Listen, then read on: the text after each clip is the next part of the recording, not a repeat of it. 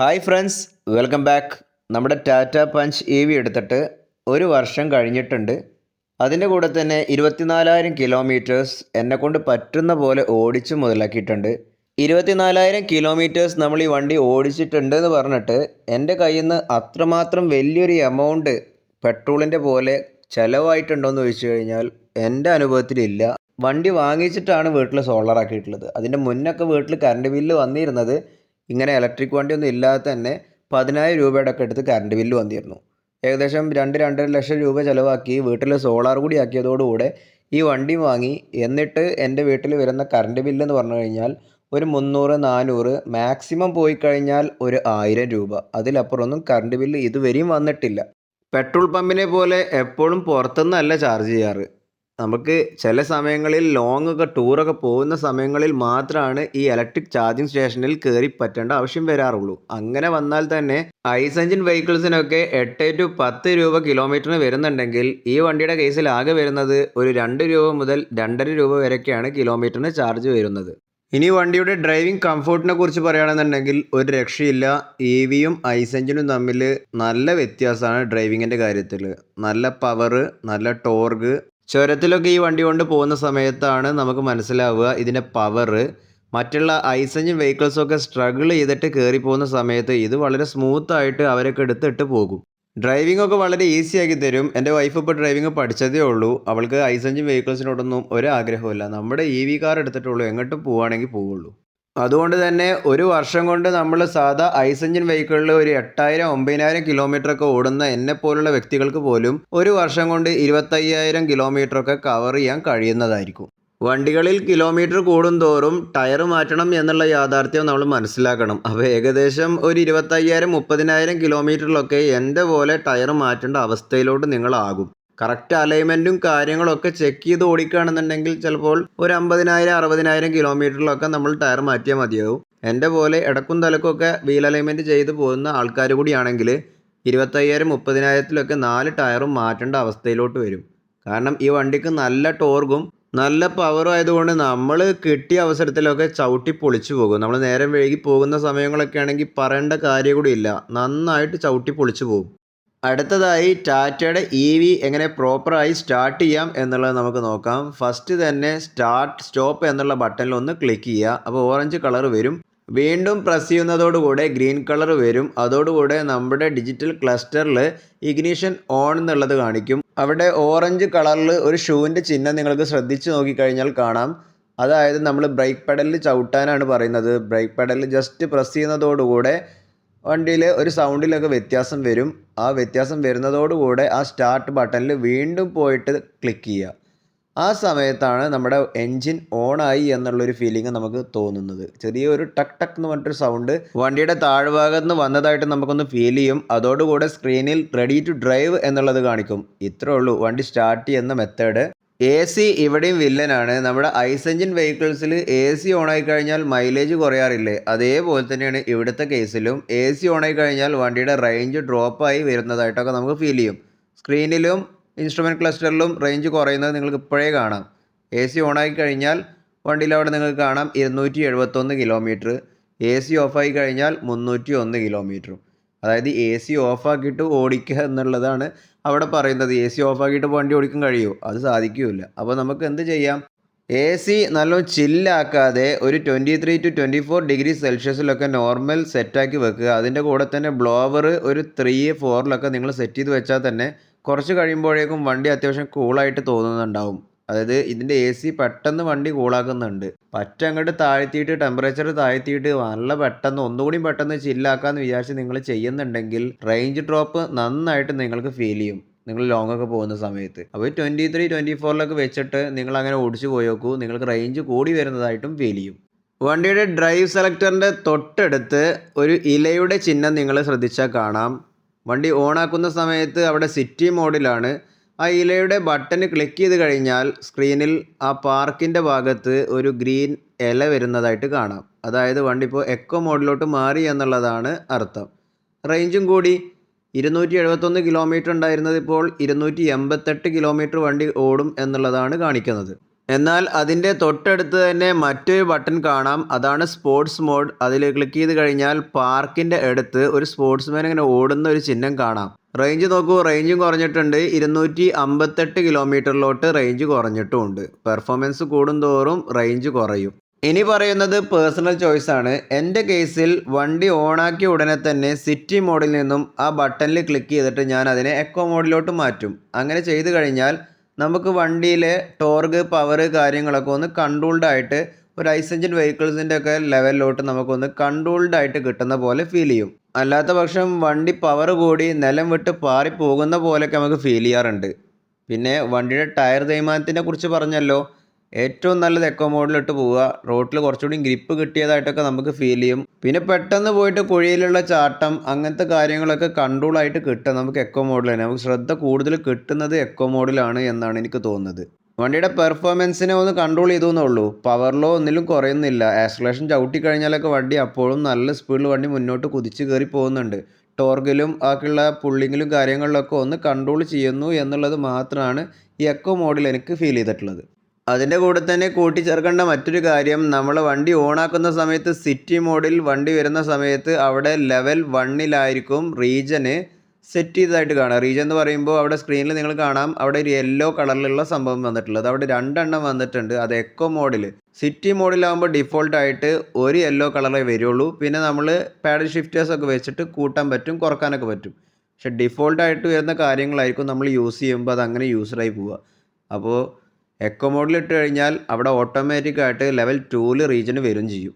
Ice engine വെഹിക്കിൾസിൻ്റെ പോലെയല്ല നമ്മുടെ electric വെഹിക്കിൾസിൽ brake pedal എന്ന് പറഞ്ഞു കഴിഞ്ഞാൽ ഒരു സപ്പോർട്ടീവ് ബ്രേക്കിംഗ് സിസ്റ്റമായിട്ട് മാത്രം യൂസ് ചെയ്യാൻ മാക്സിമം ശ്രമിക്കുക. നമ്മൾ റീജനറേറ്റീവ് ബ്രേക്കിംഗ് വഴിയാണ് വണ്ടി മാക്സിമം നിർത്തേണ്ടത്. അതെങ്ങനെയെന്ന് വെച്ച് കഴിഞ്ഞാൽ ഇവിടെ ലെവൽ 2-ലാണ് ആ യെല്ലോ ലൈൻസ് നിൽക്കുന്നതെന്ന് പറഞ്ഞു. അതാണ് റീജനറേറ്റീവ് ബ്രേക്കിംഗ്. റീജനറേറ്റീവ് ബ്രേക്കിംഗ് കൂട്ടി വെച്ച് കഴിഞ്ഞാൽ നമ്മൾ വണ്ടി ഓടിച്ചു പോകുന്ന സമയത്ത് പെട്ടെന്ന് ബ്രേക്ക് ചെയ്യണം തോന്നുന്ന സമയത്ത് ആക്സിലറേഷൻ പെഡലിൽ നിന്നും കാലെടുത്ത് കഴിഞ്ഞാൽ തന്നെ വണ്ടി ഓട്ടോമാറ്റിക്കായിട്ട് നിൽക്കുന്നതായിട്ട് നിങ്ങൾക്ക് ഫീൽ ചെയ്യും. അതിനുശേഷം മാത്രമായിരിക്കണം നിങ്ങൾ ബ്രേക്ക് പെഡൽ ചവിട്ടിയിട്ട് വണ്ടി നിർത്താൻ. ആദ്യം വണ്ടിയുടെ റീജനറേറ്റീവ് ബ്രേക്കിംഗ് വർക്ക് ചെയ്യാൻ മാക്സിമം നിങ്ങൾ അനുവദിക്കുക. എന്നിട്ട് ബാക്കിയുള്ള ഭാഗം മാത്രം നിങ്ങൾ സപ്പോർട്ടീവ് ബ്രേക്കിംഗ് ആയിട്ട് ബ്രേക്ക് പെഡലിൽ പ്രസ് ചെയ്യുക. അങ്ങനെ യൂസ് ചെയ്യും തോറും നമുക്ക് വണ്ടിയുടെ റേഞ്ച് കൂടുതലായിട്ട് കിട്ടും. അതായത് ആ റീജനറേറ്റീവ് ബ്രേക്കിംഗ് വർക്ക് ചെയ്യുന്നതോടുകൂടെ നമ്മുടെ ബാറ്ററിയിലോട്ട് ചാർജ് റീജനറേറ്റ് ചെയ്ത് കയറുന്നുണ്ട്. ലെവൽ 3-ലിട്ടിട്ട് ഓടിക്കഴിഞ്ഞാൽ റേഞ്ച് കൂടില്ലേ എന്നുള്ളൊരു ചോദ്യം ഉണ്ടാവും. ലെവൽ 3-ലിട്ടിട്ട് നിങ്ങൾ ഓടിക്കേണ്ട സ്ഥലങ്ങൾ എവിടെയെന്ന് വെച്ച് കഴിഞ്ഞാൽ നമ്മുടെ ട്രാഫിക് കണ്ടീഷനിൽ നല്ല ഹെവി ട്രാഫിക്കൊക്കെ വരുന്ന സമയത്ത് ആ പാഡൽ ഷിഫ്റ്റേഴ്സിൽ പ്ലസ് എന്നുള്ള ഭാഗത്ത് നിങ്ങൾ ജസ്റ്റ് പാഡൽ ഷിഫ്റ്റേഴ്സ് പ്ലസ് ചെയ്തിട്ട് ആ ലെവൽ 3-ലോട്ട് മാറ്റിയിട്ട് വണ്ടി ട്രാഫിക് കണ്ടീഷൻസിൽ നിങ്ങൾ ഓടിച്ചോളൂ. അവിടെ നിങ്ങൾക്ക് കൂടുതൽ റീജനറേറ്റീവ് ബ്രേക്കിംഗ് എഫക്റ്റീവായിട്ട് വർക്ക് ചെയ്യേണ്ട ഒരു സ്ഥലമാണ്. നോർമൽ കണ്ടീഷൻസിലൊക്കെ നിങ്ങൾ എക്കോ മോഡിൽ ഇടുക. അപ്പോൾ അവിടെ ലെവൽ 2 റീജനിലാണ് വരുന്നത്. ആ ലെവൽ 2 റീജനിൽ അങ്ങനെ ഇട്ട് ഓടിച്ചോളൂ. നിങ്ങൾക്ക് അത്യാവശ്യം റീജനറേറ്റീവ് ബ്രേക്കിംഗ് കിട്ടും ചെയ്യും. യാത്ര ചെയ്യുമ്പോൾ വലിയൊരു ബ്രേക്കിംഗ് എഫക്റ്റ് നിങ്ങൾക്ക് അത്ര കണ്ട് ബുദ്ധിമുട്ടുള്ള തരത്തിലൊന്നും ഡ്രൈവറിനും അതുപോലെ തന്നെ ബാക്ക് സൈഡിലുള്ള ആൾക്കും ഫീൽ ചെയ്യൊന്നുമില്ല. പക്ഷേ ലെവൽ 3-ലാണ് നിങ്ങൾ ഈ നോർമൽ കണ്ടീഷൻസിൽ ഇട്ട് പോകുന്നത് എന്നുണ്ടെങ്കിൽ ആ ഡ്രൈവിംഗ് അത്ര സുഖകരമാകും എന്ന് തോന്നുന്നില്ല. നന്നായിട്ട് ബ്രേക്കിംഗ് എഫക്റ്റ് നിങ്ങൾക്കും തോന്നും. അതായത് ഇടയ്ക്കിടയ്ക്ക് ബ്രേക്കിംഗ് ഇട്ടിട്ട് ഇങ്ങനെ വണ്ടി കൊണ്ട് പോകില്ലേ, ബ്രേക്ക് ഇട്ടിട്ട് ഇങ്ങനെ വണ്ടി കൊണ്ട് പോകുമ്പോൾ നല്ല സുഖം ഉണ്ടാകുമോ? ഇല്ല. അതുപോലെ തന്നെ പാസഞ്ചേഴ്സിനും അത് വലിയൊരു സുഖമായിട്ടുള്ള ഒരു ഫീലിംഗ് കിട്ടുമെന്ന് എനിക്ക് തോന്നുന്നില്ല. അപ്പോൾ ലെവൽ 2-ലിട്ടിട്ട് നോർമൽ കണ്ടീഷൻസിലൊക്കെ നിങ്ങൾ ഓടിച്ചോളൂ. അത് നിങ്ങൾക്കും പാസഞ്ചേഴ്സിനും വലിയ കുഴപ്പമുണ്ടാക്കില്ല. എന്നാൽ വണ്ടിക്ക് നന്നായിട്ട് റേഞ്ച് കൂടുതലായിട്ട് കിട്ടും ചെയ്യും. റീജനറേറ്റീവ് ബ്രേക്കിംഗ് അത്യാവശ്യം നന്നായിട്ട് വർക്ക് ചെയ്യുന്നുണ്ട് അവിടെയാണെങ്കിലും. ഹൈവേകളിൽ അതുപോലെ വൺ വേയിലൊക്കെ ഫ്രീ ലൈനിലൊക്കെ നമ്മൾ പോകുന്ന സമയത്ത് മുൻവശങ്ങളിൽ വണ്ടിയൊന്നും ഇല്ലാത്ത ഒരു സ്പേസ് ആണെന്നുണ്ടെങ്കിൽ ഏറ്റവും നല്ലത് സിറ്റി മോഡിലോട്ട് ഇടുക. സിറ്റി മോഡിലോട്ട് ഇട്ടിട്ട് ലെവൽ 1-ലിട്ടാൽ മതി.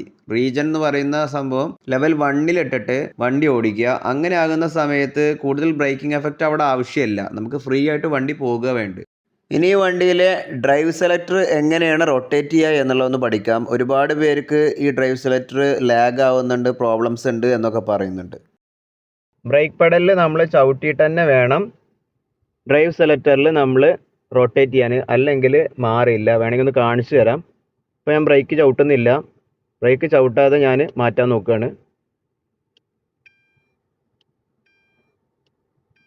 ബ്രേക്ക് ചവിട്ടാതെ മാറ്റുന്ന സമയത്ത് വെറുതെ സൗണ്ട് ഇങ്ങനെ ഉണ്ടാക്കുന്നല്ലാതെ മാറില്ല. അപ്പോൾ ബ്രേക്ക് പ്രസ് ചെയ്യുക. ബ്രേക്ക് പ്രസ് ചെയ്തിട്ട് വിട്ട് കഴിഞ്ഞാൽ ആ ടൂണിൽ തന്നെ വ്യത്യാസം ഉണ്ടാവും, അത് മാറുന്നതും കാണാം. ചില സമയങ്ങളിൽ രാവിലെ എണീച്ചിട്ട് വണ്ടി എടുക്കുന്ന സമയത്ത് നമ്മുടെ റിവേഴ്സിൻ്റെ ക്യാമറയിൽ ഇതിങ്ങനെ നമ്മൾ പഴയ ടി വിയിലൊക്കെ ഇറങ്ങിപ്പോകുന്ന പോലെ ഇറങ്ങിപ്പോകുന്ന ഒരു കംപ്ലൈൻറ്റ് എനിക്ക് കിട്ടാറുണ്ട്. കമ്പനിയിൽ പലവട്ടം പോയി പറഞ്ഞു നോക്കിയിട്ടുണ്ട്, സ്ക്രീൻ ഇങ്ങനെ കയറി പോവുക അല്ലെങ്കിൽ ഇറങ്ങി പോവുക എന്നുള്ളൊരു സിസ്റ്റം ഇതിൽ വരുന്നുണ്ട് എന്നുള്ളത്. അത് പറഞ്ഞിട്ട് അവർ പറഞ്ഞത് ലൈവായിട്ട് ഇവിടെ വന്ന് കാണിച്ചു തരണം എന്നാണ് പറഞ്ഞത്. അതിപ്പോൾ പോസിബിൾ അല്ലല്ലോ. ഇനി ഇവിടെ വരുന്ന മറ്റു ഓപ്ഷൻസ് ഓട്ടോ ഹോൾഡും പിന്നെ പാർക്കുമാണ്. ഈ ഓട്ടോ ഹോൾഡ് എന്ന് പറഞ്ഞു കഴിഞ്ഞാൽ നമുക്ക് കയറ്റങ്ങളിലൊക്കെ വണ്ടി റിവേഴ്സ് ഇറങ്ങുന്ന സമയത്ത് ജസ്റ്റ് ഒരു പ്രസ്സിങ് കൊടുത്തു കഴിഞ്ഞാൽ അത് സ്ക്രീനിൽ ചില സമയങ്ങളിലേ കാണിക്കാറുള്ളൂ ഓട്ടോ ഹോൾഡിലായി എന്നുള്ളത്. എന്തായാലും വണ്ടി ഓട്ടോ ഹോൾഡിലാവുന്നുണ്ട്. ഇനി ഇത് പ്രസ് ചെയ്യാതെ തന്നെ ഭയങ്കര എഫക്റ്റീവാണ് ഇവരുടെ ബ്രേക്കിങ്. ഇവരുടെ ബ്രേക്കിംഗ് പറഞ്ഞു കഴിഞ്ഞാൽ നമ്മൾ കയറ്റത്തിലൊക്കെ പോയിട്ട് ബ്രേക്ക് നന്നായിട്ട് പ്രസ് ചെയ്താൽ തന്നെ ഓട്ടോ ഹോൾഡിലോട്ട് മാറുന്നുണ്ട്. അപ്പോൾ ആ ബട്ടന് ആവശ്യമുണ്ടോയെന്ന് ചോദിച്ചു കഴിഞ്ഞാൽ ആവശ്യമുണ്ട്. നല്ല കുത്തനായിട്ടുള്ള ഇറക്കങ്ങളിലൊക്കെ അത് നമുക്ക് നല്ല എഫക്റ്റീവായിട്ട് പ്രസ് ചെയ്ത് കഴിഞ്ഞാൽ വണ്ടി നിൽക്കുന്നുമുണ്ട്. ടാറ്റയുടെ ബ്രേക്കിങ്ങിൻ്റെ കാര്യത്തിൽ ഒന്നും പറയാനില്ല, അത്രയും പക്ക ബ്രേക്കിംഗ് ആണ്. ഇതിൻ്റെ ഓട്ടോ ഹോൾഡൊക്കെ നല്ല പെർഫെക്റ്റ് ആയിട്ട് തന്നെ വർക്ക് ചെയ്യുന്നുണ്ട്. പിന്നെ ഹാൻഡ് ബ്രേക്ക് ഇടണം എന്നുണ്ടെങ്കിൽ പാർക്കിലിട്ടാൽ തന്നെ ഹാൻഡ് ബ്രേക്കിലോട്ട് ഓട്ടോമാറ്റിക് ആയിട്ട് തന്നെ വണ്ടി പാർക്കിലോട്ട് ആവുന്നുണ്ട്. ചില സമയങ്ങളിൽ ആയിട്ടില്ലെങ്കിൽ ഇത് ജസ്റ്റ് ഒന്ന് ഇങ്ങനെ മുകളിലോട്ട് ഒരു വിരൽ കൊണ്ട് പ്രസ് ചെയ്താൽ തന്നെ ഹാൻഡ് ബ്രേക്ക് മോഡിലോട്ട് മാറിയിട്ടുണ്ട്. ഇനി ആ പാർക്ക് ബ്രേക്ക് നമുക്ക് റിലീസ് ചെയ്യണമെന്നുണ്ടെങ്കിൽ ജസ്റ്റ് ഇതിൽ റിലീസ് ചെയ്യുന്ന സമയത്ത് തന്നെ നമുക്ക് നമ്മുടെ കാലുമ റിലീസ് വരുന്നതായിട്ടുള്ള ഫീലിങ്ങും കിട്ടുന്നുണ്ട്. അപ്പോൾ മോഡ് ഓട്ടോമാറ്റിക്കായിട്ട് ന്യൂട്രലോട്ട് മാറിയതും കാണാം. നമ്മൾ ജസ്റ്റ് ഹാൻഡ് ബ്രേക്കിൻ്റെ ആ ബട്ടൺമേ അവിടെ പ്രസ് ചെയ്ത് കൊടുക്കണം. പ്രസ് ചെയ്ത് കൊടുത്താൽ അവിടെ റിലീസായി. ഓക്കെ. ഇനി വണ്ടി എവിടെയെങ്കിലും പെട്ടെന്ന് കൊണ്ടുപോയിട്ട് നമ്മൾ ഡ്രൈവിൽ ഓടിച്ചു പോയി പെട്ടെന്ന് വണ്ടി എവിടെയെങ്കിലും കൊണ്ടുപോയി നിർത്തുന്ന സമയത്ത് നേരെ പാർക്കിൽ കണ്ട് റൊട്ടേറ്റ് ചെയ്തിട്ട് കഴിഞ്ഞാൽ തന്നെ അത് ഓട്ടോമാറ്റിക്കായിട്ട് ഹാൻഡ് ബ്രേക്ക് മോഡ്ക്കായി. പിന്നെ വണ്ടി ഓഫാക്കി നമുക്ക് ഇറങ്ങിപ്പോയാൽ മതി. ഹാൻഡ് ബ്രേക്ക് പൊക്കേണ്ട കാര്യങ്ങളോ അങ്ങനത്തെ കാര്യങ്ങളോ ഒന്നും ചിന്തിക്കേണ്ട ആവശ്യമില്ല, അതൊക്കെ ഓട്ടോമാറ്റിക്കാണ്. പിന്നെ ഇവിടെ ഒരുപാട് ഓപ്ഷൻസ് വരുന്നുണ്ട്. ഹിൽ ഡീസൻ കൺട്രോളൊക്കെ വരുന്നുണ്ട്. ഹിൽ ഡീസൻ കൺട്രോൾ നല്ലൊരു ചെരുവിൽ വണ്ടിയിൽ താഴത്തോട്ട് ഇറങ്ങി പോകുന്നുണ്ടെങ്കിൽ നമുക്കൊരു പിടുത്തം കിട്ടും. ഡിക്കി തുറക്കാനുള്ള ബട്ടനാണിത്. വണ്ടിയുടെ ഗണ്ണ് റിലീസ് ചെയ്യുന്ന ബട്ടനാണ്. ഈ ഗണ്ണ് റിലീസ് ചെയ്യുന്ന ബട്ടണിൽ ക്ലിക്ക് ചെയ്തിട്ട് മാത്രമേ ഉള്ളൂ പുറത്തുനിന്ന് ഗണ്ണ് റിലീസ് ചെയ്യാൻ പാടുള്ളൂ. അത് നിൽക്കാതെ ഗണ്ണ് റിലീസ് ചെയ്യാൻ പോയിട്ടുണ്ടെങ്കിൽ ആ കണക്ടർമെന്ന് കിട്ടില്ല. വേറെ ഒരു ബട്ടന് പുതിയതായിട്ട് വന്നതായിട്ട് അതിൽ ക്ലിക്ക് ചെയ്ത് കഴിഞ്ഞാൽ പുറത്തുള്ള നമ്മുടെ ലിഡ്, ചാർജിങ് ലിഡ് തുറയും. അത് തുറന്നു കഴിഞ്ഞാൽ ഇവിടെ ഒരു ഓറഞ്ച് കളറിലായിട്ട് അത് മാറുന്നതാണ്. വണ്ടിയുടെ ലോക്ക് തുറക്കാനുള്ള ബട്ടൺസാണിത്. ഇത് പിന്നെ നമ്മുടെ നോർമൽ എല്ലാ വണ്ടികളിലും വരുന്ന ഫീച്ചേഴ്സ് തന്നെയാണ്. ഇൻസ്ട്രുമെൻറ്റ് ക്ലസ്റ്ററിൽ ഡിയുടെ താഴെ AEC 175 എന്ന് എഴുതിയത് കാണാം. കുറയും തോറും, അതായത് ഒരു 155 125 എന്നൊക്കെ പറഞ്ഞിട്ട് അങ്ങനെ കുറഞ്ഞു വരുന്നത് നിങ്ങൾക്ക് കാണാം വണ്ടി ഓടിക്കുന്ന സമയത്ത്. അത് കുറയുകയാണെന്നുണ്ടെങ്കിൽ അതിനർത്ഥം നമ്മുടെ വണ്ടിയിൽ റേഞ്ച് കൂടി വരുന്നുണ്ട്, നമ്മുടെ ഡ്രൈവിംഗ് സ്റ്റൈല് അടിപൊളിയാണ് എന്നുള്ളതാണ് അർത്ഥം. അത് കൂടി വരുന്നുണ്ടെങ്കിൽ നമ്മുടെ ഡ്രൈവിംഗ് റാഷ് ഡ്രൈവിംഗ് ആവുന്നുണ്ട് എന്നുള്ളതാണ് അർത്ഥം. റേഞ്ച് കുറയും ചെയ്യും. അതായത് ക്രമാതീതമായിട്ട് നമ്മൾ ആക്സലറേഷൻ ഇങ്ങനെ ചവിട്ടുക വിടുക, പിന്നെ ബ്രേക്ക് ഇടയ്ക്കിടയ്ക്ക് ചവിട്ടുക, അങ്ങനത്തെ നമ്മളൊരു റാഷ് ഡ്രൈവിങ് ചെയ്യുന്ന ഒരു വ്യക്തിയാണെന്നുണ്ടെങ്കിൽ ആ 175 എന്നുള്ളത് അങ്ങനെ കയറി 200 മുകളിലോട്ട് കയറി വരും. അങ്ങനെ വന്നു കഴിഞ്ഞാൽ നമ്മുടെ റേഞ്ച് വളരെ നന്നായിട്ട് തന്നെ ഡ്രോപ്പ് ആവുന്നത് നമുക്ക് അറിയാൻ കഴിയും. എന്നാൽ നമ്മളൊരു നോർമലായിട്ടുള്ള ഒരു സ്പീഡിൽ ഇങ്ങനെ പോകും, ഒരു 50 അല്ലെങ്കിൽ 60 അങ്ങനെ കൂടുതൽ ആക്സലറേഷനിൽ ഇങ്ങനെ ലെവൽ മാറ്റാതെ ഒരു കറക്റ്റ് ഒരു കൺട്രോളിൽ ഇങ്ങനെ പോവുകയാണ്, പിന്നെ ആവശ്യത്തിനനുസരിച്ച് മാത്രമേ ബ്രേക്കിങ് ചെയ്യുന്നുള്ളൂ എന്നുണ്ടെങ്കിൽ ആ 175 എന്നുള്ളത് ക്രമാതീതമായിട്ട് ഇങ്ങനെ താഴോട്ട് ഇറങ്ങി വരുന്നതും കാണാം. അങ്ങനെ ഇറങ്ങി വരികയാണെന്നുണ്ടെങ്കിൽ നമുക്ക് റേഞ്ച് നന്നായിട്ട് കൂടുന്നതും ഫീൽ ചെയ്യും. ഇതൊക്കെയാണ് EVയിൽ നിങ്ങൾ ഡ്രൈവിംഗ് ചെയ്യുന്ന സമയത്ത് കറക്റ്റായിട്ട് ശ്രദ്ധിക്കേണ്ട കാര്യങ്ങൾ. പിന്നെ സ്റ്റിയറിങ്ങിൽ പാഡിൽ ഷിഫ്റ്റേഴ്സ് വരുന്നുണ്ട്, ആ ഒരു പ്ലസ്സും മൈനസും ബട്ടന്. ഈ പാഡിൽ ഷിഫ്റ്റേഴ്സ് വരുന്ന വണ്ടികളാണെന്നുണ്ടെങ്കിൽ നിങ്ങൾ ഇനി സിറ്റി മോഡിലോ അല്ലെങ്കിൽ സ്പോർട്സ് മോഡിലൊക്കെ ഇട്ട് ഓട്ടുകയാണെന്നുണ്ടെങ്കിലും ഈ പാഡിൽ ഷിഫ്റ്റേഴ്സ് പ്ലസ്സും മൈനസും സെറ്റ് ചെയ്ത് വണ്ടി ഓടിക്കുക. അതുപോലെ തന്നെ നമ്മൾ ഹൈവേസിലൊക്കെ പോവുകയാണെന്നുണ്ടെങ്കിൽ ക്രൂയിസ് സെറ്റ് ചെയ്തിട്ട് പോവുക. ക്രൂയിസ് സെറ്റ് ചെയ്ത് പോയി കഴിഞ്ഞാൽ ഗുണം എന്താണെന്നുള്ളത് അറിയില്ലേ. ഒരു 60-70 നമ്മൾ കിലോമീറ്റർ സെറ്റ് ചെയ്തിട്ട് ക്രൂയിസ് സെറ്റ് ചെയ്ത് പോയി കഴിഞ്ഞാൽ ആ സ്പീഡ് മെയിൻറ്റെയിൻ ചെയ്യും. നമ്മൾ നേരത്തെ പറഞ്ഞ പോലെ തന്നെ സ്പീഡ് മെയിൻറ്റെയിൻ ചെയ്ത് പോകുകയാണെന്നുണ്ടെങ്കിൽ ആക്സലറേഷനിൽ വേരിയേഷൻ കൂടുതലില്ലാതെ ഒരു കറക്റ്റ് ഒരു സ്പീഡിൽ അങ്ങനെ പോവുകയാണെന്നുണ്ടെങ്കിൽ വണ്ടിക്ക് റേഞ്ച് കൂടുതലായിട്ട് കിട്ടും. ഈ വണ്ടിയിൽ ഡീപ്പ് ഡിസ്ചാർജ് ചെയ്ത് ഓടിക്കുക എന്നുള്ള ആ ഒരു ചിന്താഗതി ആലോചിച്ച് നിങ്ങൾ റേഞ്ച് ഒരിക്കലും കാൽക്കുലേറ്റ് ചെയ്യരുത്. 20% മുതൽ 0% വരെയുള്ള ആ ഒരു ക്രിട്ടിക്കൽ കണ്ടീഷനിലുള്ള ഡീപ്പ് ഡിസ്ചാർജ് ചെയ്തിട്ടുള്ള ഡ്രൈവിംഗ് മാക്സിമം ഒഴിവാക്കുക. പ്രത്യേകിച്ചും ടാറ്റയുടെ വണ്ടികളിൽ അങ്ങനെ ഒരു പ്രശ്നമുണ്ട്. 20% താഴോട്ട് നമ്മൾ ഡീപ്പ് ഡിസ്ചാർജ് ചെയ്ത് പിന്നെ വണ്ടി ഓടിച്ച് പോകുന്ന സമയത്ത് പെട്ടെന്നായിരിക്കും ചാർജ് ഇറങ്ങുക. ഞാനിത് നേരിൽ അനുഭവിച്ചിട്ടുള്ളൊരു വ്യക്തിയാണ്.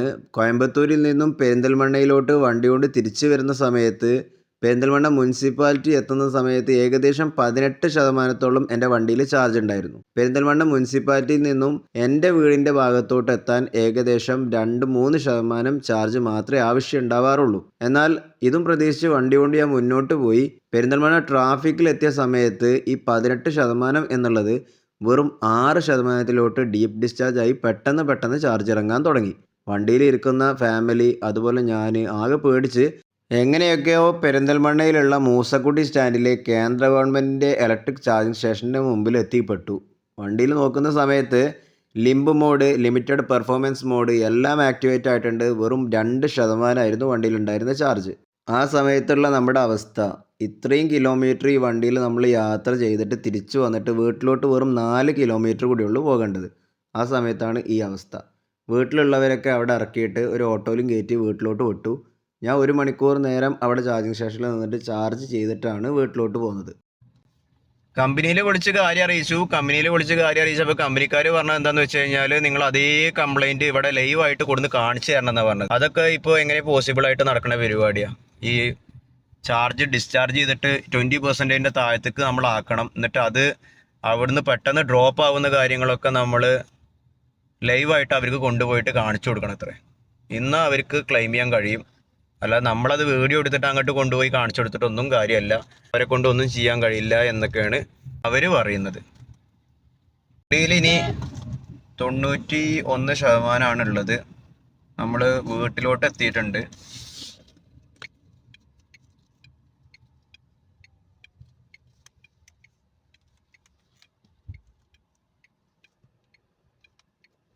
ഇനി ഭക്ഷണം കഴിച്ചിട്ട് വേണം നമ്മുടെ ഡയമണ്ടോറിക്ക് പോകാൻ. പെരിന്തൽമണ്ണയുള്ള നമ്മുടെ ഷോപ്പാണ്. അപ്പോൾ ഇന്നത്തെ രാവിലത്തെ പണി എന്ന് പറഞ്ഞു കഴിഞ്ഞാൽ കട പോയി തുറന്നിട്ട് സ്കൂളിലോട്ട് നേരെ പോയിട്ട് പിന്നെ കുട്ടികളുടെ കരാട്ട പരിപാടിയും കാര്യങ്ങളൊക്കെ കഴിഞ്ഞ് ഇപ്പോൾ ഇതാ വീട്ടിലോട്ട് എത്തി. ഇന്ന് കരാട്ട ഡ്യൂട്ടി എനിക്കായിരുന്നു സ്കൂളിൽ. അങ്ങനെ ഞാൻ വീട്ടിലെത്തി കഴിഞ്ഞപ്പോൾ വണ്ടിയിലുള്ള കിലോമീറ്റർ നിങ്ങൾ നോക്ക്, 19 കിലോമീറ്ററാണ് ഓടിയിട്ടുള്ളത്. 91% വണ്ടിയിലുണ്ട്. 100% നമ്മളിന്ന് രാവിലെ പോയതാ. ഏകദേശം കാൽക്കുലേറ്റ് ചെയ്താൽ എത്ര കിലോമീറ്റർ എന്നുള്ളതൊക്കെ കിട്ടുന്നുണ്ടാവും. ഈ വണ്ടിയുടെ സർവീസിനെ കുറിച്ച് പറയുകയാണെന്നുണ്ടെങ്കിൽ നമ്മൾ ഫസ്റ്റ് സർവീസ് ചെയ്തത് KVR എന്നാണ്, പെരിന്തൽമണ്ണ KVR. നല്ല സർവീസ് ആണോ എന്ന് ചോദിച്ചു കഴിഞ്ഞാൽ ഫസ്റ്റ് സർവീസിൽ ഞാൻ വണ്ടി കുറച്ച് കംപ്ലൈൻറ്റുകൾ ഉണ്ടായിരുന്നു. എൻ്റെ വയറിംഗ് ഹാർനസ് എന്ന് പറയുന്ന ഒരു സംഭവം വണ്ടിയുടെ ഉള്ളിലുള്ള കാര്യമാണ്. അത് പോയിരുന്നു. അത് പോയത് എങ്ങനെ തിരിച്ചറിഞ്ഞതെന്ന് വെച്ച് കഴിഞ്ഞാൽ വൈപ്പർ വർക്ക് ചെയ്തിരുന്നില്ല. അതിനെക്കുറിച്ച് നമ്മളൊരു വീഡിയോ ചെയ്തിരുന്നു. വണ്ടി എടുത്ത് ബസ് സർവീസിൻ്റെ ഉള്ളിൽ തന്നെ വണ്ടിയുടെ വൈപ്പർ പോയി എന്ന് പറഞ്ഞിട്ട്. മഴക്കാലത്ത് വൈപ്പർ ഇല്ലെങ്കിൽ പിന്നെ അതിൻ്റെ അവസ്ഥ നമുക്കറിയാലോ. അതിപ്പോൾ ഈ പറഞ്ഞ പോലെ തന്നെയായിരുന്നു. വൈപ്പർ നേരാക്കാൻ ചെന്ന് നോക്കുമ്പോൾ കമ്പനിയിലെത്തുന്ന സമയത്ത് വൈപ്പർ വർക്ക് ചെയ്യും. നമ്മൾ വീഡിയോ എടുത്തിട്ടൊക്കെ 2-3 വട്ടം അവിടെ ചെന്ന് കാണിച്ചു കൊടുത്തു. അവർക്ക് അതൊന്നും ആക്സെപ്റ്റ് ചെയ്യാൻ കഴിയുന്നില്ല. അവർ നമ്മളോട് പറയണത് അവർക്ക് ആ കംപ്ലൈൻറ്റ് ചെക്ക് ചെയ്യുന്ന സമയത്ത് അവിടുന്ന് കിട്ടണം, അതിൻ്റെ വീഡിയോ അവരുടെ കയ്യിൽ കിട്ടണം, അവർക്ക് റെക്കോർഡ് ചെയ്യുമ്പോൾ, എന്നാലേ കമ്പനിയിൽ നിന്ന് അതിൻ്റെ ക്ലെയിമും കാര്യങ്ങളും കിട്ടുള്ളൂ എന്നിട്ട്. 3-ാമത്തെ പ്രാവശ്യം ഞാൻ കമ്പനി ചെന്നിട്ടാണ് ചെക്ക് ചെയ്യുന്ന സമയത്ത് കംപ്ലൈൻറ്റ് കിട്ടിയത്. അതിൻ്റെ ഉള്ളിലുള്ള ഏതൊരു മൊഡ്യൂളൊക്കെ എടുത്ത് അവർ ചെക്ക് ചെയ്ത് നോക്കി, അതൊന്നും പോയിട്ടില്ല എന്ന് പറഞ്ഞു. പിന്നെ അവർ ചെക്ക് ചെയ്തിട്ട് അവസാനം പറഞ്ഞത് വയറിംഗ് ഹാർനസ് കംപ്ലൈൻറ്റ് ആയിട്ടുണ്ടെന്ന് പറഞ്ഞു. അത് വാറണ്ടിയിൽ എനിക്ക് മാറി കിട്ടാൻ ഏകദേശം 1 മാസം എടുത്തു. അതിന് 1 മാസത്തോളം വണ്ടി അവിടെ നിർത്തിയിട്ട് അത് കിട്ടി. അങ്ങനെ അതിന് കുറേ പ്രശ്നങ്ങളുണ്ടായിരുന്നു. അതിനെക്കുറിച്ച് ഞാൻ സെപ്പറേറ്റ് ഒരു വീഡിയോ തന്നെ ചെയ്തിട്ടുണ്ടായിരുന്നു. അപ്പോൾ അങ്ങനെ ആ വീഡിയോ കാണുന്നുണ്ടെങ്കിൽ മുകളിൽ ഞാൻ ലിങ്കിൽ ഞാൻ കൊടുക്കാം. അതിനുള്ള കോമ്പൻസേഷനും കാര്യങ്ങളൊക്കെ കമ്പനിയിൽ നിന്ന് എനിക്ക് കിട്ടുകയും ചെയ്തു. ഏകദേശം 10,000 രൂപയുടെ അടുത്ത് എനിക്ക് കമ്പനിയിൽ നിന്ന് കിട്ടി, വണ്ടി അവിടെ നിർത്തിയിട്ടതിനൊക്കെ. അത് എമൗണ്ട് ആയിട്ടല്ല കിട്ടിയത്, നമ്മൾ കമ്പനിയുടെ വണ്ടിയുടെ വാറണ്ടി എക്സ്റ്റെൻഡ് ചെയ്തിരുന്നു. ഏകദേശം 40,000 രൂപയോളം ചിലവാക്കിയിട്ട് വണ്ടി വാറണ്ടി എക്സ്റ്റെൻഡ് ചെയ്ത സമയത്ത് എനിക്ക് ആ വാറണ്ടി 40,000 ഉള്ളതിൽ എനിക്ക് 30,000 രൂപ അവിടെ അടക്കേണ്ട ആവശ്യം വന്നുള്ളൂ. 10,000 ലെസ്സായി കിട്ടിയിട്ടുണ്ട്. പിന്നെ ഈ ക്യാമറയുടെ കംപ്ലൈൻറ്റ് ഇഷ്യൂ വന്നു. അതും കുറേ വട്ടം കറങ്ങിയിട്ടാണ് ശരിയായി കിട്ടിയത്. ക്യാമറ ഇടക്ക് ബ്ലാക്കായി പോവുക. അതും കമ്പനിയിൽ നിന്ന് പിന്നീട് അങ്ങോട്ട് ശരിയായി കിട്ടി. കുറേ വട്ടം നടന്ന് അങ്ങോട്ട് ശരിയായി കിട്ടി. പിന്നെ ഞാൻ രണ്ടാമത്തെ സർവീസിൽ ആ കമ്പനിയിൽ തന്നെ പോയത്, KVRൽ. രണ്ടാമത്തെ സർവീസിന് പോയ സമയത്താണ് രസം. നമ്മുടെ വണ്ടിയുടെ റൂഫിൽ വരുന്ന ആ ഷീൽഡ് ഉണ്ടല്ലോ ഉള്ളിൽ, അതിൻ്റെ എൻഡ് വരുന്നത് നമ്മുടെ റിയർ സൈഡിലുള്ള പാസഞ്ചേഴ്സിൻ്റെ തലക്ക് മുകളിലാണ്. അവിടെ 3 ബട്ടൺസ് വരുന്നുണ്ട്. ആ ബട്ടൺസുമാണ് നിൽക്കുന്നത്. അതിൽ സെൻറ്ററിലുള്ള ബട്ടന് കാണാനില്ല. പുറത്ത് നമ്മളെ ബോണറ്റ് ഉണ്ടല്ലോ, ബോണറ്റിൻ്റെ ഉള്ളിൽ 2 ബ്ലാക്ക് ബുഷ് വരുന്നുണ്ട്. ആ 2 ബുഷ് കാണാനില്ല. റിയറിലുള്ള ടൈൽ ഗേറ്റുമ്മേ 2 ബുഷ് വരുന്നുണ്ട് ബ്ലാക്ക് കളറിൽ. അതൊന്നും കാണാനില്ല. ഫ്രണ്ടിലുള്ള സീറ്റ് അതൊക്കെ നല്ല ഇളകുക, നല്ല സൗണ്ട്. അവിടെയൊക്കെ സ്ക്രൂ ഒക്കെ ലൂസാണ്. അപ്പോൾ സർവീസ് കഴിഞ്ഞിട്ട് വണ്ടി കിട്ടിയത് പിക്കപ്പ് ആൻഡ് ഡ്രോപ്പിലൂടെ ആയതുകൊണ്ട് തന്നെ രാത്രിയായിരുന്നു വണ്ടി തിരികെ കിട്ടിയത്. അയാളോട് എന്തെങ്കിലും പറഞ്ഞിട്ട് കാര്യമുണ്ടോ? ഒരു കാര്യമില്ല. നിങ്ങൾ അങ്ങോട്ട് വിളിച്ച് കാര്യം പറഞ്ഞു എന്ന് പറഞ്ഞു. പിന്നെ അങ്ങനെയാണ് ഓടി. അവിടെ വിളിച്ച് കംപ്ലൈൻ്റ് ഒക്കെ ചെയ്തു. അടുത്ത സർവീസിന് വരുമ്പോൾ ഒക്കെ ശരിയാക്കാം സാർ എന്ന് പറഞ്ഞു. നമ്മളിത് ഡയറക്റ്റ് പോയിട്ട് ശരിയാക്കുകയാണെന്നുണ്ടെങ്കിൽ എല്ലാ കാര്യങ്ങളും ശരിയാവും. അതിൻ്റെ പിന്നാലെ നടക്കാതെ നമ്മൾ ഇനി അടുത്ത സർവീസിന് നോക്കാമെന്ന് വിചാരിച്ചിട്ടുണ്ടെങ്കിൽ ഒന്നും ശരിയാവില്ല. അങ്ങനെ അടുത്ത സർവീസ് വരെ ഞാൻ കാത്തിരുന്നു. അടുത്ത സർവീസ് ഞാൻ KVRലല്ല കൊടുത്തത്, മലപ്പുറത്തുള്ള ലെക്സോൺ ടാറ്റയിലാണ് 3rd സർവീസ് ഞാൻ കൊണ്ടുപോയി കൊടുക്കുന്നത്.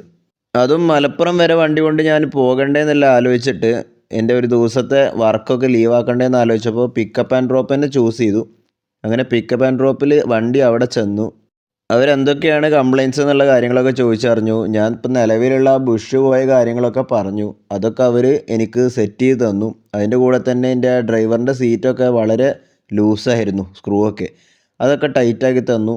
അതുപോലെ ഫ്രണ്ടിൻ്റെ ബോണറ്റിൻ്റെ മുകളിൽ ചെറുതായിട്ടൊരു ഡോട്ട് വന്നിരുന്നു, പെയിൻറ്റ് പോയിരുന്നു. ഇങ്ങനെ കല്ലടിച്ചിട്ടോ എന്തോന്നറിയില്ല. അതൊക്കെ അവർ സ്പോട്ട് ചെയ്ത് തന്നു.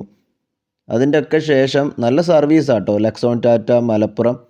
അതിന് ശേഷം അവരെനിക്കൊരു എസ്റ്റിമേറ്റ് കൊട്ടേഷൻ വിട്ട് തന്നു വിളിച്ച് പറഞ്ഞിട്ട്. ഏകദേശം 3000 രൂപയോളം ആവുമെന്ന് പറഞ്ഞിട്ട്. ആദ്യത്തെ സർവീസിനാകട്ടെ 1500 1600 ആ റേഞ്ചിലേ വന്നിട്ടുള്ളൂ.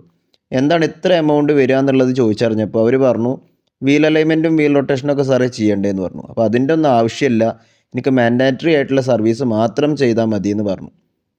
അപ്പോൾ ഓക്കെ എന്നും പറഞ്ഞിട്ട് അവർ ഫോൺ വെച്ചിട്ട് പിന്നെ എസ്റ്റിമേറ്റോ ഒന്നും എനിക്ക് വിളിച്ചറിയിച്ചിട്ടില്ല. വൈകിട്ട് പിക്കപ്പ് ആൻഡ് ഡ്രോപ്പ് വഴി വണ്ടി തിരിച്ചെത്തുന്ന സമയത്ത് ബില്ലിൽ കാണുന്നത് 3500 രൂപയാണ്. ഗൈസ്, ഇതാണ് ആ ബില്ല്. ഞാനൊന്ന് വായിച്ചു തരാം. Windshield fluid 50 ml പെയ്ഡാണ്. ഏകദേശം 60 രൂപയോളം നമ്മുടെ കയ്യിൽ നിന്ന് അതിൽ നിന്ന് വാങ്ങിയിട്ടുണ്ട്. പിന്നെ കാർ ഷാമ്പു അത് ഫ്രീ ഓഫ് കോസ്റ്റാണ്. ടയർ പോളിഷ് ചെയ്തത് ഫ്രീ ഓഫ് കോസ്റ്റാണ്. കേബിൾ ടൈ, അതായത് നമ്മളെ വീൽ കപ്പും വണ്ടിയുടെ വീലും തമ്മിൽ ബന്ധിപ്പിക്കുന്ന ആ സംഭവം, ഒരു ടൈ, അതിന് ഏകദേശം എൻ്റെ കയ്യിൽ നിന്ന് 24 രൂപയോളം 4 ടയറിന് വാങ്ങിച്ചിട്ടുണ്ട്. വൈപ്പർ ബ്ലേഡ് കിറ്റ് പഞ്ച്, അതായത് വൈപ്പർ ബ്ലേഡ് വണ്ടിയുടെ പോയിരുന്നു, അത് അവർ മാറ്റുക എന്ന് പറഞ്ഞിട്ട് എനിക്ക് വിളിച്ചിരുന്നു. അത് മാറ്റിക്കോന്നും പറഞ്ഞു. അതിന് ഏകദേശം 527 രൂപയോളം കയ്യിൽ നിന്ന് ഈടാക്കിയിട്ടുണ്ട്. ആ സ്റ്റോപ്പർ പോയി എന്ന് പറഞ്ഞത്, ബുഷ് പോയി എന്നൊക്കെ പറഞ്ഞത്, അതിന് ഇവർ ഈടാക്കിയിട്ടുള്ളത് ഫ്രണ്ട് ഡോറിൻ്റെ ആ ഭാഗത്തുള്ള പോയിട്ടുണ്ട്. അപ്പോൾ 7 രൂപ.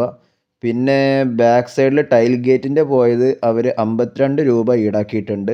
ടൈൽ ഗേറ്റിൽ തന്നെ വീണ്ടും വേറെ ഒന്നിന് 33 രൂപ. പിന്നെ മൈനർ സർവീസ് എവരി 7500 എന്ന് പറഞ്ഞിട്ട് അതിന് നമ്മളടുത്ത് നിന്ന് ഈടാക്കിയിട്ടുള്ളത് 750 രൂപ. പിക്കപ്പ് ആൻഡ് ഡ്രോപ്പ് മലപ്പുറം വരെ, അതായത് 25-30 കിലോമീറ്ററോളം ഓടിയിട്ടും അത് ഫ്രീ ഓഫ് കോസ്റ്റാണ്. അത് നന്നായി.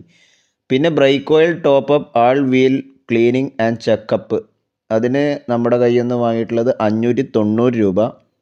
എന്നെ പറ്റിച്ചത് ഇവിടെയാണ്. Supplier parts, handling, chargeable, disinfection and protection.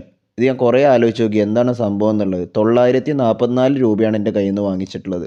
അതിൻ്റെ താഴെ തന്നെ supplier parts handling charges service pro എന്ന് പറഞ്ഞിട്ട് ഏകദേശം ഒരു 354 രൂപയും ഈടാക്കിയിട്ടുണ്ട്. രണ്ടും കൂടെ കണക്ക് കൂട്ടുന്ന സമയത്ത് ഏകദേശം 1300 രൂപയുടെ അടുത്തൊക്കെ നമ്മളെ കയ്യിൽ നിന്ന് അവർ ഈടാക്കിയിട്ടുണ്ട്. ഇതാണ് എനിക്കൊരു എക്സ്ട്രാ കോസ്റ്റായിട്ട് തോന്നിയത്. ഇനി ഞാൻ കമ്പനിയിൽ വിളിച്ചിട്ട് ഞാൻ ചോദിച്ചപ്പോൾ അവരുടെ അടുത്ത് പറഞ്ഞത് എന്താണെന്നറിയോ? വണ്ടിയുടെ AC നന്നായിട്ട് അവർ ക്ലീൻ ചെയ്തിട്ടുണ്ട് എന്നാണ് പറഞ്ഞത്. 1300 രൂപയ്ക്ക് AC ക്ലീനിങ്. ആര് പറഞ്ഞിട്ടാണ് ഇത് ചെയ്തതെന്ന് ചോദിച്ചപ്പോൾ അവർ ഒന്നും മറുപടി പറയുന്നില്ല. പിന്നീട് ഞാൻ മറ്റുള്ള നമ്മുടെ ഗ്രൂപ്പുകളിലും കാര്യങ്ങളിലൊക്കെ അറിയിച്ചപ്പോൾ ഇങ്ങനെ സംഭവം ഇല്ല എന്നാണ് പറഞ്ഞത്. AC ക്ലീനിങ് എന്നൊക്കെ പറയുന്നത് ആഡ് ഓൺ ആണ്. അത് നമ്മൾ കസ്റ്റമേഴ്സിനോട് അവർ വിളിച്ച് ചോദിച്ച് സമ്മതം വാങ്ങിയിട്ട് മാത്രമേ അവർക്ക് ചെയ്യാൻ അവകാശമുള്ളൂ. പിന്നെ അത് ആരോട് ചോദിച്ചിട്ടാണ് ഇവരിത് ചെയ്യുന്നത്? ഇതൊക്കെയാണ് ഇവിടുത്തെ സർവീസിൻ്റെ പ്രശ്നം. ഇത് പിക്കപ്പ് ആൻഡ് ഡ്രോപ്പ് കൂടി ആയതുകൊണ്ട് രാത്രിയാണ് വണ്ടി കിട്ടിയത്. അപ്പോൾ ആ കൊണ്ടുവരുന്ന ആളോട് വർത്തമാനം പറഞ്ഞിട്ട് ഒരു കാര്യവുമില്ല. നമ്മളിനി അടുത്ത സർവീസ് മുതൽ എന്തായാലും പെരിന്തൽമണ്ണ ഉള്ള KVRൽ തന്നെ കൊടുക്കാമെന്നുള്ള പ്ലാനിലാണ് ഇനി നിൽക്കുന്നത്. സർവീസ് എക്സിക്യൂട്ടീവ് എനിക്ക് വിളിച്ചിരുന്നു. അവർ പറഞ്ഞത് ഇനി അടുത്ത പ്രാവശ്യം സർവീസിന് തരുമ്പോൾ നിങ്ങൾ സാധാ സർവീസിൻ്റെ ബോയ്സിൻ്റെ അടുത്ത് കൊണ്ടുപോയി കൊടുക്കരുത്. മെയിനായി നിൽക്കുന്ന ഞങ്ങളുടെ പോലുള്ള ആൾക്കാരുടെ നമ്പറിലോട്ട് വിളിച്ചിട്ട് മാത്രം വണ്ടി സർവീസിന് കൊണ്ടുവരിക എന്നൊക്കെയാണ് അവർ പറഞ്ഞിട്ടുള്ളത്. എന്തായാലും ഇനി അങ്ങനെയൊക്കെ വിളിച്ചിട്ട് KVRൽ പെരിന്തൽമണ്ണയിൽ തന്നെ ഡയറക്റ്റ് കൊണ്ടുപോയിട്ട് ഞാൻ കൊടുക്കാമെന്നുള്ള പ്ലാനിലാണ്. എന്നിട്ട് വണ്ടി എടുക്കാൻ പോകുന്ന സമയത്തും ഡയറക്റ്റ് പോയിട്ട് എടുക്കാം എന്നുള്ള പ്ലാനിലാണ്. എന്നാൽ എന്തെങ്കിലും പറയുകയാണെങ്കിൽ അവരെ മുഖത്ത് നോക്കി പറഞ്ഞിട്ട് പോരാമല്ലോ. ഇതിപ്പോൾ ഇന്നലെ രാത്രി കിട്ടിയ കംപ്ലൈൻ്റ് ആണ്. ഇടയ്ക്ക് വരലുണ്ട്, പക്ഷെ നമ്മൾ ബട്ടണിൽ കുറേ പ്രാവശ്യം നിൽക്കുന്ന സമയത്ത് ആ ഫ്രണ്ടിലുള്ള ലിഡ് ഓപ്പൺ ആവും. ആ ലിഡ് ഓപ്പൺ ആവുന്നില്ലാത്ത കേസിൽ ഇതുമ്മേ വലിച്ചു കഴിഞ്ഞാൽ മുമ്പിലുള്ള ചാർജിങ് ലിഡ് ഓപ്പൺ ആവുമെന്നാണ് പറഞ്ഞത്. ഇതൊന്നും വലിച്ചിട്ടൊന്നും സംഗതി നടക്കണില്ല. പിന്നെ എപ്പോഴും ചെയ്യണ പരിപാടിയാണ്, എന്ത് ചെയ്തിട്ട് ഓപ്പൺ ആവണില്ലെങ്കിൽ ഉള്ളിൽ ചെന്നിട്ട് ഇരിക്കുക, എന്നിട്ട് ആ ബട്ടൺമേ കുറേ നേരം ഇരുന്ന് പ്രസ് ചെയ്യുക. ചിലപ്പോൾ ഭാഗ്യം ഉണ്ടെങ്കിൽ ഓപ്പൺ ആവും. അതേപോലെ ഇപ്രാവശ്യം അതിൻ്റെ ഉള്ളിലിരുന്നിട്ട് കുറേ പ്രസ് ചെയ്ത് നോക്കി. അപ്പോഴാണ് സംഗതി ഓറഞ്ച് കളറായി. ഓറഞ്ച് കളറായി കഴിഞ്ഞാൽ പുറത്ത് തുറന്നു എന്നാണ് അർത്ഥം. എന്തായാലും ആ തുറയിൽ ഒരു സുഖമുള്ള തുറയിലല്ല. എത്ര നേരം കഷ്ടപ്പെട്ടിട്ടാണ് അറിയോ ഇത് തുറക്കുന്നത്. അത് തുറന്ന് കിട്ടാതെ ഇങ്ങനെ വണ്ടി ചാർജ് ചെയ്യുക. ഇത് കമ്പനി പോയിട്ട് കംപ്ലയിൻറ്റ് ചെയ്ത് കഴിഞ്ഞാൽ കമ്പനിക്കാരെന്താ പറയുക അറിയോ? അത് അവർക്ക് ലൈവായിട്ട് അവിടെ നിന്ന് കിട്ടണമെന്ന് പറയും. അതിൻ്റെ ആ വീഡിയോ അല്ലെങ്കിൽ ഫോട്ടോ എന്നാലും അവർക്ക് അതും എന്തെങ്കിലും ചെയ്യാൻ കഴിയുള്ളൂ എന്ന് പറയാം. അവരുടെ ഓരോ കംപ്ലൈൻറ്റുകളും അതുപോലെ തന്നെയാണ്. അപ്പോൾ ഇതിങ്ങനെ സർവീസ് സെൻറ്ററിൽ എന്നിട്ട് ഇതിങ്ങനെ നടക്കുക എന്ന് പറഞ്ഞു കഴിഞ്ഞാൽ നമുക്ക് സമയമുള്ള ആൾക്കാരാണെങ്കിൽ ഈ പറഞ്ഞ കാര്യങ്ങളൊക്കെ നമ്മുടെ വീഡിയോ നിങ്ങൾക്ക് ഉപകാരപ്പെടും എന്ന് തന്നെ വിചാരിക്കുന്നു. ഉപകാരപ്പെടുന്ന വീഡിയോസ് ആണെന്നുണ്ടെങ്കിൽ നിങ്ങളുടെ ഫ്രണ്ട്സുമായിട്ടൊക്കെ ഷെയർ ചെയ്യുക. നിങ്ങൾ EV എടുക്കുന്നുണ്ടോ, എന്താണ് നിങ്ങളുടെ പ്ലാന്, കാര്യങ്ങളൊക്കെ ഒന്ന് കമൻറ്റ് രൂപത്തിൽ അറിയിക്കുക. ലൈക്ക് അടിക്കുക, സബ്സ്ക്രൈബ് ചെയ്യാൻ മറക്കരുത് ഫ്രണ്ട്സ്. അടുത്ത വീഡിയോയുമായി നമ്മൾ തമ്മിൽ കണ്ടുമുട്ടുന്നത് വരെ I am going to signing off. This is your friend Fasi Muhammad.